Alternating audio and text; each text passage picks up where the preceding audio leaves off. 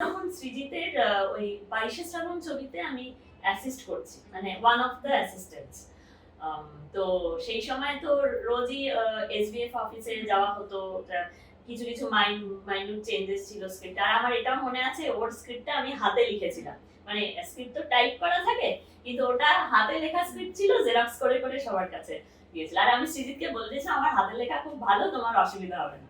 তাও কিছু কিছু ভুল করেছিলাম যেটার জন্য প্রচুর ঝাড়, আর সৃজিতের ঝাড় তুমি তো জানো, খুব ঝাড় খেয়েছিলাম। তো সেই সময়টা আমার মনে আছে যে দিতিপ্রিয়াকে আমি দেখেছিলাম এরকম। আর আমার এক বন্ধু ছিল মোনা, মোনা এখনো খুব ভালো কাজ করছে। ওই মোনা আমাকে তোমার সঙ্গে আলাপ করেছিল, এটা পুচকি মেয়ে, হ্যাঁ এরকম রোগা পুচকি মেয়ে, সে তখন সবে সবে সিরিয়ালে ইন্ট্রোডিউসড হয়েছে আর ওর মা সঙ্গে। ইনফ্যাক্ট আমরা যখন গল্প করছি কাকিমা বাইরে বসে আছে, ওই জিনিসটা আমি চেঞ্জ হয়নি। হ্যাঁ একদম মামাস ডটার, হ্যাঁ মামাস গার্ল। কিন্তু সেই সময় এটা মনে এরকম কোলে করে নিয়ে এসে তোমাকে এরকম বসাতো, হ্যাঁ আমাকে ছোট থেকে মিষ্টি মেয়ে। আর ও ছোট থেকেই প্যাম্পার্ড, মানে ঠিক প্রেমে করে তোমাকে, মানে আমি এটা ইন শর্ট বলতে পারি, ও বলতো যে ভালো কথা তোমাকে ঠিক প্রেমে করে ইন্ডাস্ট্রিতে নিয়ে আসা হয়েছে।